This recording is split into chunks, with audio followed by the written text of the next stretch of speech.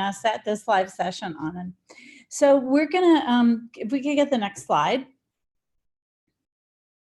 Here's the format for today. We're going to do blockchain in the news, as we always do. What's happened in the last few weeks since we talked to you last. We're going to have some updates on some stuff we talked about before. We're going to sort of briefly go over the blockchain course, introspective about what we've learned over the last 2 months. It's actually been pretty amazing, the amount of work that you all and we've done together.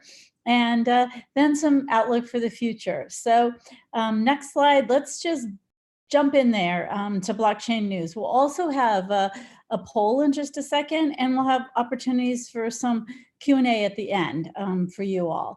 So let's start with you, Deva. There's an update on Microsoft and the holy grail that on the internet and in blockchain and in our lives we just keep talking about, and that is the big issue of privacy. So yeah. What was the announcement on privacy that Microsoft made, and what did it have to do with blockchain?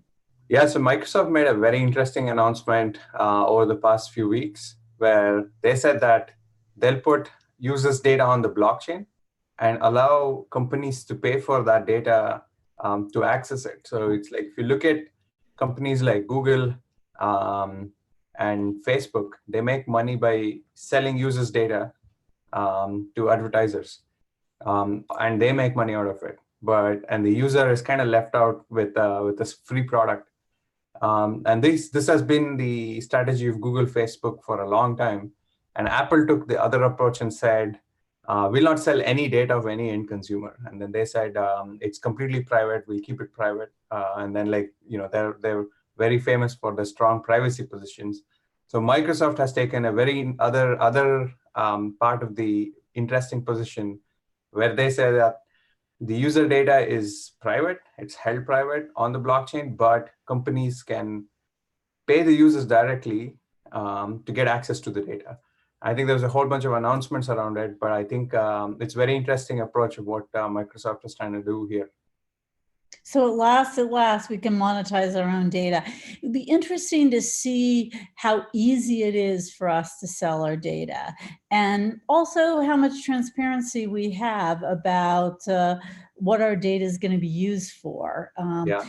I think that one of the reasons why it's been so easy for Google and Facebook to, quote, sell or use our data is because, or anybody, our telephones, etc., is that we haven't really been as aware when we fill out that postcard on warranty information for our appliance, or whether we go on Facebook, that we are just signing away gobs of personal information that is sold in all sorts of ways. So I think it'll be interesting to see on the user interface and the user experience how well Microsoft nails that, because I think that's going to be really hard to do. But hats off to Microsoft for climbing this mountain. That would be totally awesome if Microsoft enables the blockchain promise of us owning our own data and being able to sell it, rather than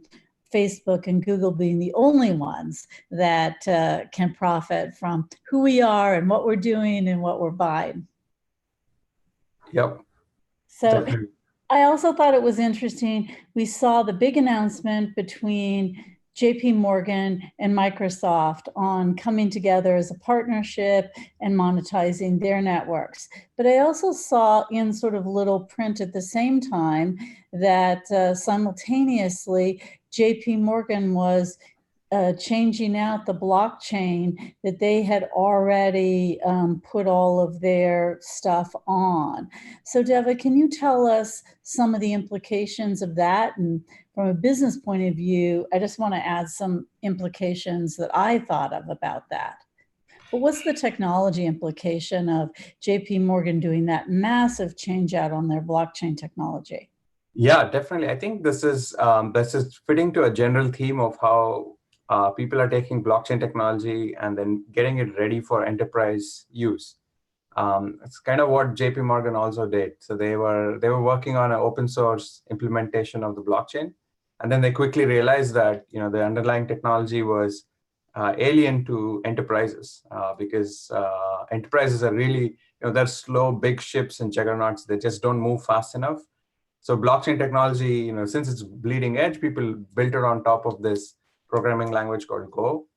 So JP Morgan and Microsoft learned it had massive issues, and then they switched out their consensus protocol layer. Thought I was in the money. After all, I landed a big customer like JP Morgan, and then all of a sudden, I would have a very bad day when I found out that they were doing a wholesale, they were dropping my product and they were going to a Java-based product. So I guess a word to the wise, whether you're an investor in a blockchain company or whether you're a founder, if you've got an enterprise-wide customer or if you are targeting that market, you have got to make it absolutely bulletproof and scalable, or it's only a matter of time by the time those customers will realize it, they will drop you like a hot potato, and that French champagne will become vinegar sort of overnight. So I think that's the implication, is that it's a tough road to actually take on that market and succeed. So, Yeah. So Anand, Deva and I talked live session or two ago about the big rumor, the game-changing rumor that Facebook was going to come out with a coin. And we had some confirmation and some new developments in that area. So what happened in the Facebook coin in the last couple of weeks? Oh, absolutely. Facebook is announcing that they're going to release a global coin in first quarter of 2020. What it allows you to do. The announcement's out there. So Yes. The rumor is now confirmed. Confirmed. They are doing a testnet-based testing right now, but what they're gonna just a quick correction. I mean, like Facebook themselves have not announced it. I mean, it's through reliable sources. Yes. Okay.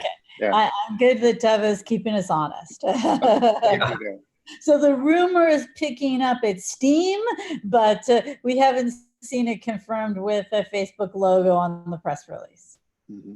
Okay. Well, it will allow users to send digital payments through all of its products, like Facebook, WhatsApp, and Messenger. And in order to eliminate the volatility, they are going to base it off of a stable coin.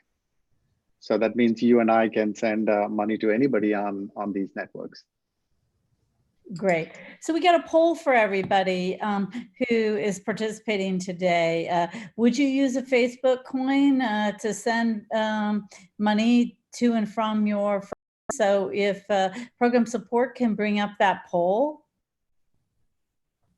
Would you send money to your friends using a Facebook coin? So we're going to continue on this conversation, but if you could quickly just check yes or no, we'd appreciate it if everybody can participate.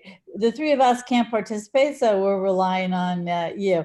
We'll leave it open for just a minute, so hurry on over to the poll. And meanwhile, what I thought was really interesting is that they decided to develop partnerships with Western Union and with Visa and MasterCard. Goes back to our issue of when you're going to scale, like JP Morgan did with Microsoft and with Java, that Facebook said, Western Union has networks we want, Visa and MasterCard have back-end payment settlement systems that we want. But the one that shocked the living daylights out of me is that they did a partnership with Gemini.